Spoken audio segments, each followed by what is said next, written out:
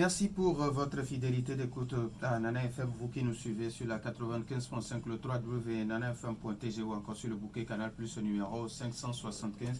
Et bienvenue au second numéro du débat de Nana FM de cette semaine. Le 21 mars de chaque année, la communauté internationale mène des actions en faveur des enfants atteints de la trisomie 21. La trisomie 21, bien sûr, se traduit principalement par une déficience intellectuelle, généralement légère à modérée, des troubles de la croissance et une insuffisance de la tonicité musculaire associée à une hyperlaxité ligamentaire. Plusieurs dizaines de millions de personnes seraient porteuses de la trisomie 21 dans le monde. Au Togo, ces enfants sont pris en charge par la structure Association Mère Amis des enfants trisomiques. Ce matin, nous recevons sur notre plateau M. Kokoui Aklobesi. Il est kinésithérapeute au niveau de l'association Mère Amis des enfants trisomiques. M. Aklobesi, bonjour. Bonjour, monsieur. Approchez-vous un peu plus du micro, s'il vous plaît. Alors, les auditeurs, vous avez donc la possibilité d'intervenir dans ce débat sur nos deux numéros, 91 09 71 71 ou le 96 61 58 58. Je suis Norbert Djougadi et Stan Teko assure la mise en onde. Une fois encore, merci pour votre fidélité d'écoute à Nana FM. Et M. Aklobesi, merci également pour votre disponibilité. Avant d'entrer dans le vif du sujet qui nous réunit ce matin, vous voulez bien nous présenter un peu l'association Mère Amis des enfants trisomiques. Oui, merci beaucoup, M. Norbert. L'association Mère Amis des enfants trisomiques, siège à Agoué, Kové, dans la préfecture dans la mairie de Abanibé. Elle intervient elle a pour mission de contribuer à l'amélioration des conditions de vie des enfants trisomiques. Elle lutte contre l'exclusion sociale des enfants trisomiques et elle combat la discrimination sous toutes ses formes observées à l'égard des enfants trisomiques. Elle lutte aussi contre la déscolarisation et la non-scolarisation des enfants trisomiques, c'est-à-dire elle promouvoit l'inclusion scolaire et suscite le goût d'études aux enfants trisomiques. Alors, l'association existe depuis combien d'années déjà et aujourd'hui vous prenez en charge combien d'enfants? L'association existe depuis 2019. Aujourd'hui, nous pouvons dire que nous prenons en charge beaucoup d'enfants. Bon, si le nombre exact, je peux dire, ça peut atteindre une cinquantaine. Alors, la prise en charge se fait comment? La prise en charge, bon, d'une manière générale, il y a une équipe pluridisciplinaire qui intervient pour la prise en charge sur le plan professionnel de certains enfants. Nous avons les kinésithérapeutes, dont moi-même j'en suis. Il y a les orthophonistes aussi qui interviennent et les médecins spécialisés aussi qui interviennent. Par exemple, au domaine kinésithérapie, pour ces enfants, ils présentent des malformations, surtout au niveau de leurs membres inférieurs ou bien membres supérieurs. Parlant de membres inférieurs, il s'agit des pieds, des jambes et membres supérieurs, les bras. Donc, le kiné intervient pour la rééducation de ces enfants. Certains enfants n'arrivent pas à s'asseoir, certains enfants n'arrivent pas à se déplacer. Donc, suite à la rééducation, ces enfants trouvent des mobilités. Alors, on va définir un peu ce qu'est d'abord la trisomie 21. En français facile que comprendre par le terme trisomie 21. Comme vous le dites en français facile, pour que tout le monde puisse nous comprendre. Et on peut dire que la trisomie 21 est une anomalie chromosomique qui survient au cours de la division cellulaire. Donc, je peux dire que l'anomalie chromosomique, nous savons très bien que l'être humain a 23 paires de chromosomes. Et chaque chromosome est constitué d'ADN. Et je peux dire que ces chromosomes sont composés des gamètes on a gamètes mâles et femelles. Donc, au cours des divisions, les gamètes se subdivisent 2, 2, 2, 2. Donc, 22 paires est appelé chromosome autonome. C'est identique XX. Et c'est 23e paire qui met la différence s'il s'agit de sexe féminin ou bien de sexe masculin. Je ne fais pas cours de biologie, mais c'est juste pour que les gens puissent bien comprendre ce qui se passe. Je dis que c'est une anomalie. L'anomalie se produit maintenant au niveau du 21e paire de chromosomes. Au cours de la division, au lieu que le 21e paire de chromosomes se trouve toujours à 2, lui se retrouve à 3. Donc la séparation n'est pas normale à ce niveau. Parce qu'il se retrouve que le chromosome 21 se retrouve à 3 paires de branches. D'où le nom trisomie 21 dont les enfants souffrent. Et aujourd'hui, le monde entier célèbre cette journée pour l'association Amatri n'est pas épargnée de la journée d'aujourd'hui. Alors, aujourd'hui, quand ces enfants arrivent à votre niveau, bien comment est-ce que ces enfants arrivent à votre centre? Est-ce que c'est vous-même qui allez les chercher ou bien ce sont les parents qui vous amènent ces enfants? Oui, il y a aussi certains parents aussi sont dans l'association parce que le nom même dit association mère amis des enfants trisomiques. Il y a certains parents qui sont dans l'association et la particularité pour maintenir le lien entre ces parents, chaque samedi, l'association fait une éducation sportive de ces enfants. Donc les parents amènent les enfants au sport. Il y a aussi un coach qui intervient pour les entretenir. Et en dehors de ça maintenant, les enfants qui ne peuvent pas faire certains mouvements, le kiné aussi est là pour faire quelques étirements, quelques exercices sur eux. Alors, maintenant, on parle de l'importance de l'inclusion scolaire de l'enfant trisomique. Alors, est-ce qu'aujourd'hui, comment est-ce que vous aidez ces enfants à se porter mieux et puis à continuer les études? Oui, c'est très bien parce que vous voyez, aujourd'hui, nous voyons que la plupart des parents, quand ils ont ces enfants, ils les cachent. Ils ne veulent même pas que certains le voient parce que ça devient peut-être une honte. Pour certains, c'est une malédiction. Mais si nous prenons les objectifs du millénaire pour le développement, ils disent qu'il assure l'éducation pour tous. Bon, c'est aussi dit que l'éducation pour tous. Et le pays même est dans cette logique et dit que tout enfant a droit de l'éducation. Comme tout enfant a droit de l'éducation, si nous prenons aussi l'article 8 de la loi 2004-2005 qui est relative à la protection sociale des personnes handicapées, dont la trisomie 21, dedans, précise que tout enfant a droit à l'éducation, soit dans les écoles ordinaires, soit dans les institutions spécialisées. Parlons de institutions spécialisées, nous pouvons dire ici institutions médico-psychopédagogiques, généralement appelées l'ANVOL. Donc, cette institution est une école de référence pour les enfants trisomiques. Alors, aujourd'hui, comment est-ce que vous aidez les enfants? Est-ce que c'est tous les matins, les exercices se font tous les matins, ou bien comment vous les accompagnez? Surtout vous, en tant que kinésithérapeute. L'accompagnement, bon, pour accompagnement dans le domaine de l'inclusion scolaire, on peut dire qu'un enfant qui est admis dans l'une de ces écoles bénéficie du coup l'apport de la kinésithérapie. Par exemple, un enfant qui est inscrit dans cette école, il a 4 niveaux. Premier, deuxième, troisième niveau. C'est pour aider, premier, deuxième, troisième niveau consiste à aider ces enfants à corriger leurs complications. Il y a le matin, le kiné vient, il fait la rééducation, il fait certains mouvements. L'orthophoniste vient, quand l'enfant n'arrive pas à bien parler, il aussi intervient. Il y a les psychologues aussi arrivent. De deux même, on introduit aussi l'éducation sportive à ces enfants. Donc, chaque enfant qui vient dans l'école suit tous ces cours.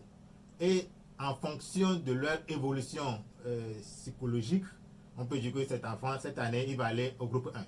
Ou bien il va aller au groupe 2, ou bien il va aller au groupe 3. Mais c'est le groupe 4 qui est au top. à cette étape, qu'est-ce qui se passe? Le groupe 4 permet à ce qu'on puisse dire que cet enfant est apte à intégrer la vie professionnelle. Peut-être peut apprendre un métier. Peut venir peut-être menuisier, bien couturière, ou bien bon, tresseuse, quelque chose comme ça. Donc, quand un enfant trisomique est scolarisé, il a le vrai pourcentage d'intégrer la vie active et être aussi autonome. Alors, Monsieur Kokouvia Klobesi, quelle a été votre plus grande victoire depuis que vous avez commencé à éduquer ou à rééduquer ces enfants trisomiques? Est-ce que vous êtes arrivé à amener un enfant jusqu'à la vie professionnelle ou la vie active? Oui, je peux dire que je suis kinésithérapeute depuis 2010, depuis 2010 en plein temps, parce que j'ai commencé la formation en 2007. Il faut 3 ans de formation quand j'ai fini. Je suis toujours kinésithérapeute. Actuellement, je suis en service au CHR Sokolé. Spécialement, je suis là aujourd'hui dans le cadre de cette journée. Pour tous ces enfants, nous les prenons en charge depuis fort longtemps. Donc, l'association est née en 2019. Mais maintenant, est-ce que des enfants sont déjà arrivés jusqu'à apprendre un métier, ils ont fini et ils travaillent aujourd'hui à leur propre compte? Oui, ils travaillent aujourd'hui à leur propre. Par exemple, certains actuellement arrivent à vendre certaines choses. Par exemple, je connais un enfant, aujourd'hui, lui, il vend des chaussures. Et il vend des chaussures au bord de la route. Donc ça lui permet lui aussi de gagner son pain quotidien. Et même nous faisons même cette promotion à nos collègues qu'il faut aller chez telle personne pour payer des chaussures de sport que nous utilisons pour choses. Donc ça aussi c'est un atout pour lui. Alors au-delà de lui, est-ce qu'il y a d'autres encore? Oui, au-delà de lui, il y a d'autres qui sont aussi autonomes. Par exemple, il y a certains qui sont, comment appelle-t-on, dans le centre d'apprentissage de couturiel. Il arrive, parce qu'eux, ils n'ont pas trop de difficultés aux membres supérieurs, il arrive à suivre, à tresser, à faire le tressage, à tresser aux enfants. Donc, tout ça, et certains aussi arrivent à vendre, à peut-être au marché. Et ils accompagnent leurs parents pour vendre certaines choses, ils sont sur place. Et puis, bon, ça les aide beaucoup plus. 91 09 71 71 ou le 96 61 58 58. Les auditeurs ont maintenant la possibilité sur nos 2 numéros, mais après la courte pause. Savez-vous que vous pouvez faire des... Dans les studios de l'OMEC, de Nana FM, pardon, 91 09 71 71 ou le 96 61 58 58. Nous n'avons pas encore d'auditeurs. Qu'est-ce qui est programmé au niveau de votre association dans le cadre de cette journée consacrée à la lutte contre la trisomie 21? Oui,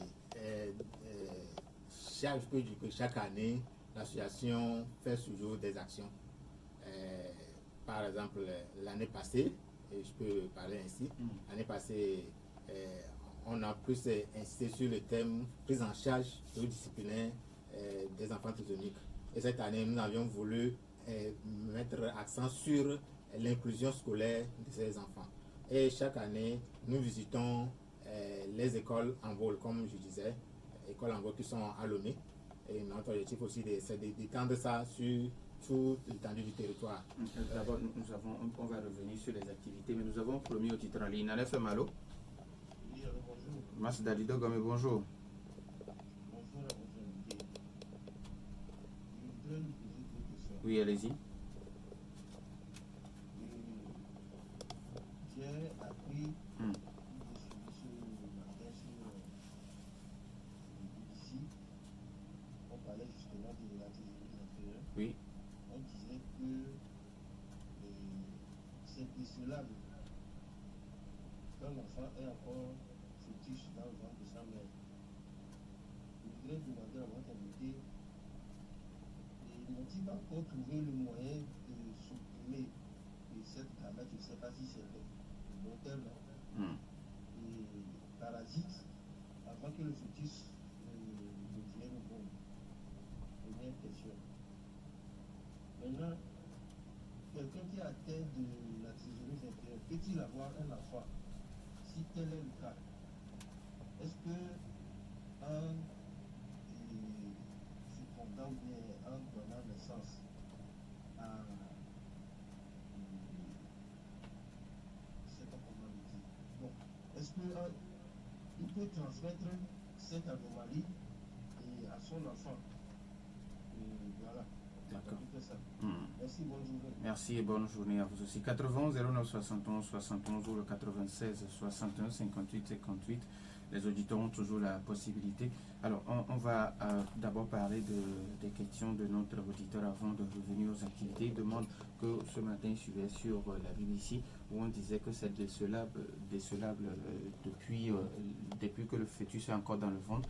Est-ce qu'aujourd'hui, on a la possibilité ou bien de corriger cette anomalie? Bon, je n'ai pas voulu intervenir sur la cause de cette anomalie, mais comme il vient de le soulever, je peux dire que bon, la cause même c'est lié peut-être à l'âge avancé des femmes, parce que la trisomie 21 n'a pas sa cause si connue comme ça, mais les femmes âgées qui accouchent courent à ce risque. Donc, la première chose, comme il vient de le dire, dès que toute femme est enceinte, il doit procéder par, comment appelle-t-on, l'échographie. Premier trimestre, il doit faire l'échographie pour qu'on puisse déceler ce mal.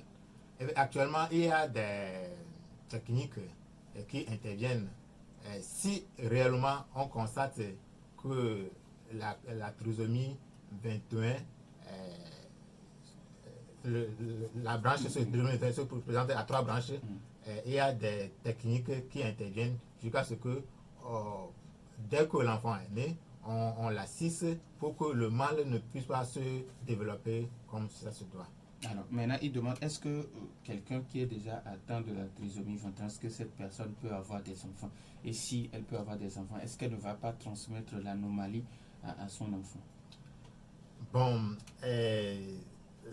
la trisomie 21, nous savons très bien que c'est un gène, c'est une anomalie, et la 21e paire de chromosome qui se présente à 3 branches.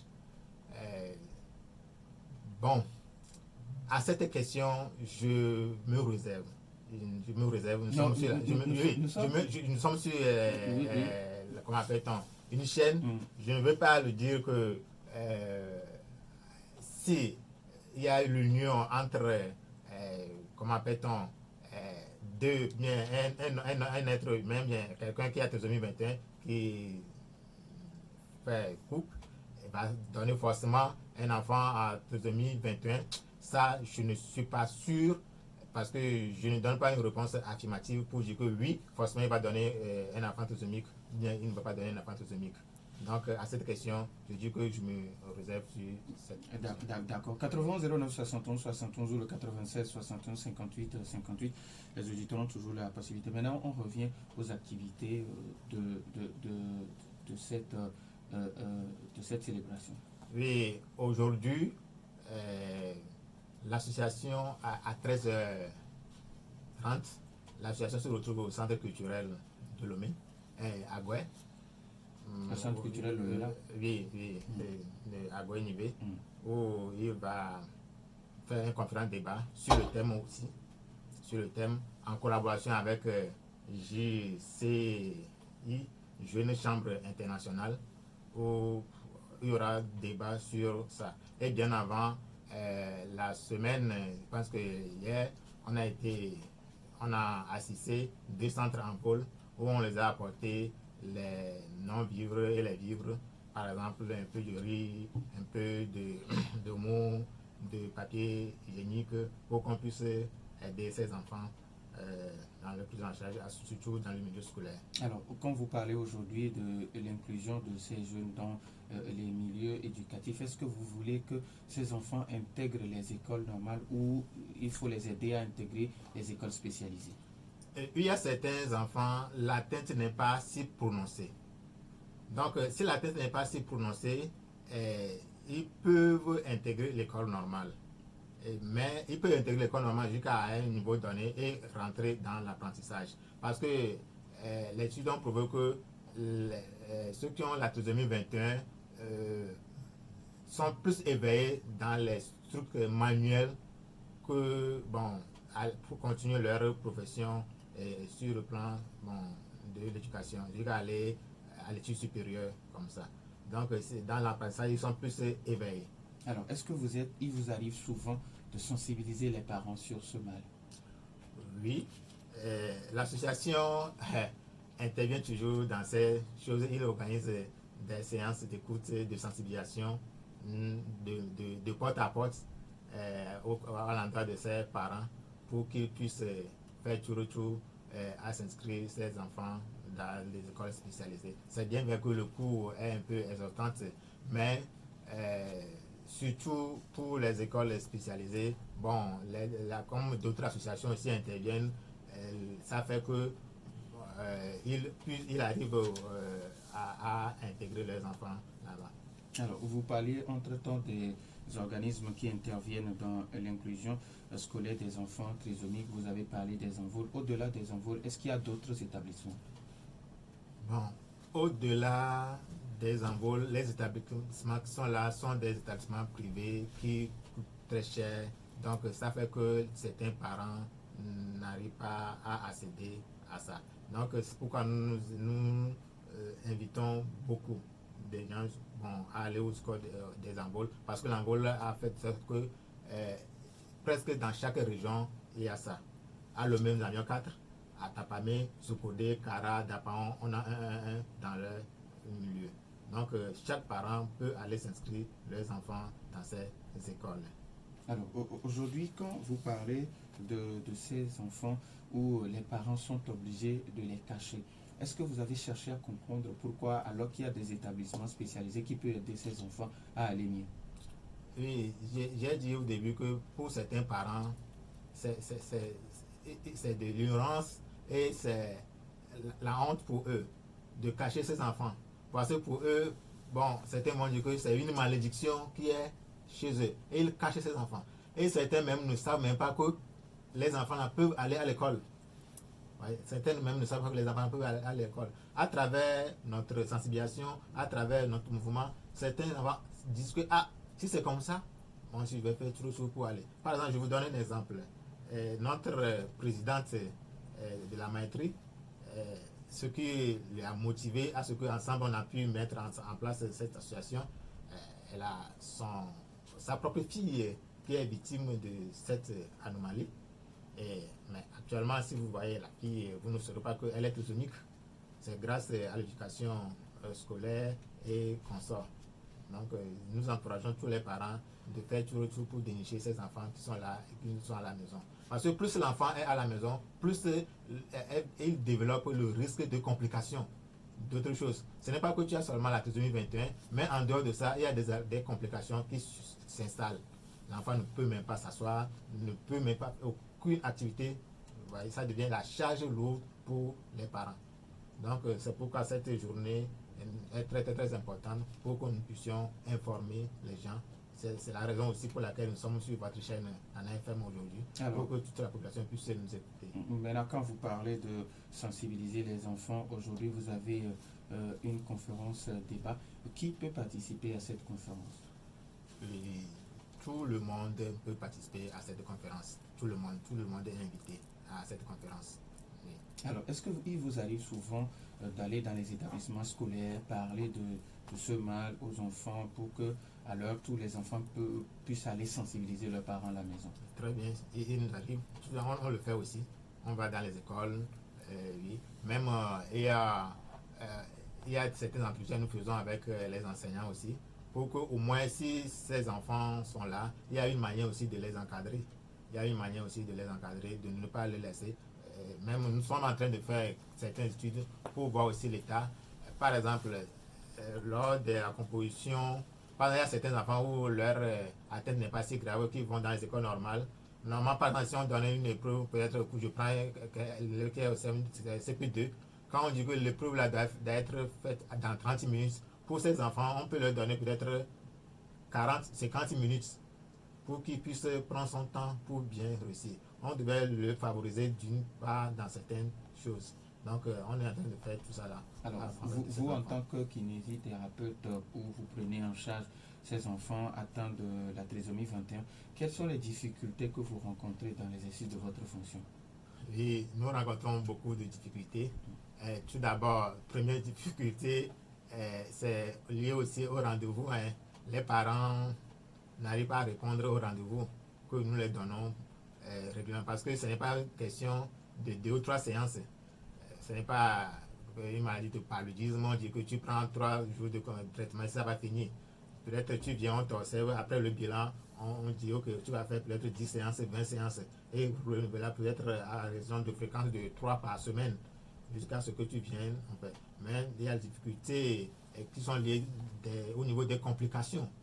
Au niveau des complications, pour certains enfants, il y a les mains sont raides, donc il faut étirer jusqu'à ce qu'on puisse gagner certaines choses. Par exemple, il y a aussi l'une de nos filières, comment dire, de un service qui s'occupe aussi de ces enfants au niveau de leur malformation. Ici, nous prenons le service de orthoprothésistes. Les orthoprothésistes, nous travaillons tous ensemble. Par exemple, si je prends le cas de Sénao ou bien de CRAO, Centre d'appareil régional d'orthoprothésistes, eux, ils interviennent quand il y a cette déformation, ils fabriquent des orthèses pour maintenir le membre. Donc, une fois que nous découvrons ces choses et notre rééducation, pour que notre éducation soit favorisée, nous faisons aussi appel aux orthoprothésistes pour qu'ils puissent mettre leurs choses pour faciliter notre travail. Alors, est-ce qu'il vous arrive de dire que bon, cet enfant, il est irrécupérable? Bon, dire que l'enfant est irrécupérable, non. Parce qu'en réadaptation, on ne peut pas dire que l'enfant est irrécupérable. Parce que la réadaptation permet de mettre l'enfant dans une situation où il se retrouve et l'accompagner. Même si l'enfant n'arrive pas à marcher, nous allons faire tout, au moins il arrive à s'asseoir. Si un enfant qui n'arrive pas à s'asseoir, il est tout le temps couché, et avec l'aide de la rééducation, il arrive à s'asseoir, c'est déjà un gain pour les parents. Mais il arrive à se maintenir debout, c'est déjà un pas pour les parents. Donc dire que c'est irrécupérable, en domaine de la rééducation, le mot là n'existe pas chez nous. Alors, est-ce qu'il vous arrive qu'il y a certains enfants, vous les envoyez à l'école, ils n'arrivent pas à s'insérer dans le domaine, ils n'arrivent pas à apprendre, ils n'arrivent pas à retenir ce qu'on lui apprend, et on dit, bon, de cet enfant qui ne peut pas aller à l'école, donc il faut l'envoyer à la maison? Oui, parce qu'il y a aussi certains enfants, c'est ce que j'ai dit, que quand nous prenons l'école spécialisée, par exemple en vol par exemple, tout enfant qui vient là-bas, il passe par groupe 1. Groupe 1, groupe 2, à ces étapes, on les apprend certains jeux, certaines choses où, je dis, les professionnels interviennent. La kinésithérapie, les kinésithérapeutes, les orthophonistes interviennent. Ils les font la rééducation. C'est ça aussi l'avantage. Hein. Quelqu'un qui ne va pas à l'école et quelqu'un qui est à la maison. Soit tu es à la maison, si tu veux que ton enfant fasse, tu es obligé d'aller dans un centre de rééducation. Est-ce que vous voyez? Et tu vas payer là-bas. Mais quand tu inscris ton enfant dans une école spécialisée, il bénéficie en même temps de la rééducation que tu devais payer après. Donc, en bénéficiant de la rééducation, ça aide l'enfant à évoluer, à diminuer ses complications et à être autonome et intégrer sa vie professionnelle. Vous voyez. Donc, c'est dans tout ce cercle que nous, en tant que professionnels, nous existons pour pallier ce mal. 91 09 71 71 ou le 96 61 58 58. Nous parlons ce matin de la journée internationale de la trisomie 21. Alors, quelles recommandations ou conseils vous avez à l'endroit des parents qui ont ces enfants et des jeunes parents qui sont sur le point de former des couples? Tout d'abord, je peux dire qu'il faut que la population entière cesse de discriminer les enfants trisomiques. Il faut que la population cesse de discriminer les enfants trisomiques. Ce qui va permettre que les parents qui sont à la maison vont essayer de faire sortir leurs enfants. Ne vont pas les cacher. L'une de nos recommandations aussi, c'est au niveau de nos mamans qui sont âgé. Par exemple, si j'ai âgé, à partir de 38-40 ans, si tu cherches à avoir encore des enfants, il faut savoir que tu cours au risque. Et du coup, c'est un risque. Ce n'est pas que si à 40 ans tu donnes encore d'enfants, il y aura l'enfant, va avoir des trisomie, non. Mais ce sont des risques que ces mamans courent. Donc, il est préférable que nos mamans donnent des enfants à l'âge qui est un peu inférieur à ces choses. Donc, il faut aussi que, au niveau de notre gouvernement, il faut qu'il favorise la promotion à l'insertion professionnelle des enfants trisomiques. Et que les organismes ou bien les associations multiplient leur plan d'action à l'inclusion des enfants trisomiques. Il faut voir que les associations aussi se fatiguent, que non, on le fait dans... Non, il faut qu'ils interviennent dans ces domaines. D'une part, j'ai parlé de certaines organisations. Par exemple, si nous prenons APCHEM, qui est une association pour la promotion de l'enfant handicapé mental, qui a donné naissance à l'Angola. Ils interviennent tout le temps. PETAF aussi interviennent et APAP interviennent dans ces choses. Donc, je demande aujourd'hui pourquoi que ces associations-là baissent le bras. Il faut qu'ils continuent à faire pour que nous puissions éradiquer ce mal dans notre pays. Alors, si aujourd'hui, au-delà de la conférence débat que vous organisez, est-ce qu'il y a d'autres activités au programme? Oui, au-delà de la conférence, pour la journée d'aujourd'hui, oui, pour la journée d'aujourd'hui. Bon, pour la journée d'aujourd'hui, bon, les activités que le programme, c'est déjà qu'il est en train de faire aujourd'hui ce matin. C'est l'une des activités de l'association. Et bon, après, c'est la conférence que nous allons faire le soir. Et bon, pour les autres centres, là on a déjà anticipé hier, où on était chez eux pour leur donner des livres et des non-livres. Alors, au-delà de ça, est-ce que vous avez surtout les parents qui ont aujourd'hui des enfants atteints de la trisomie 21 à la maison et qui ne savent pas à quel sein se vouer, est-ce que vous avez un numéro sur lequel ces parents peuvent vous appeler? Oui, nous avons un numéro qui est disponible, 93 87 23 23. Et pour ceux qui ont le Togocel, ceux qui ont le Move, ils peuvent aussi appeler sur 99 64 43 97. Vous voulez bien répéter les numéros? 93 87 23 23, 99 64 43 97, et je donne encore un 98 28 77 29. Le troisième numéro du Move, 98 28 77 29. Donc, si les parents nous joignent sur ces numéros, on y peut trouver satisfaction. Alors, quand vous parlez de satisfaction, vous allez les aider à rééduquer les enfants? Oui, on va les aider à rééduquer les enfants. On va les aider à rééduquer. Peut-être la prise en charge à leur niveau sera très réduite en moyenne du coût de financement. Alors, maintenant, votre centre, le centre se trouve où? L'association Mère Amie des enfants, du coup, ça se trouve à Agoué Kobe. Après, si nous dépassons les sœurs Canossiens, à côté de l'église catholique, l'association n'est pas loin de l'église catholique des sœurs Canossiens. Alors, si vous avez un message peut-être à l'endroit de la population? Oui, comme je l'ai déjà dit, à l'endroit de la population, c'est de faire tout et tout. Tout d'abord, pour faire sortir ces enfants qui souffrent aujourd'hui de la trisomie 21. Il y a plein de centres de santé aussi, où ils peuvent ramener ces enfants dans ces centres pour la prise en charge. Si la prise en charge est précoce, les complications deviennent moins. Parce que certains parents, ils laissent l'enfant jusqu'à la complication est complètement dégradée et ils viennent. Ce qui va faire que la récupération devient très longue et ils voient qu'eux ne trouvent pas de solution concrète. C'est pas ça. Donc nous les invitons aujourd'hui de venir très tôt dans ces centres. Et en venant dans ces centres, nous les éduquons en même temps pour voir si l'enfant là est apte aussi à aller se scolariser et on les dise en même temps.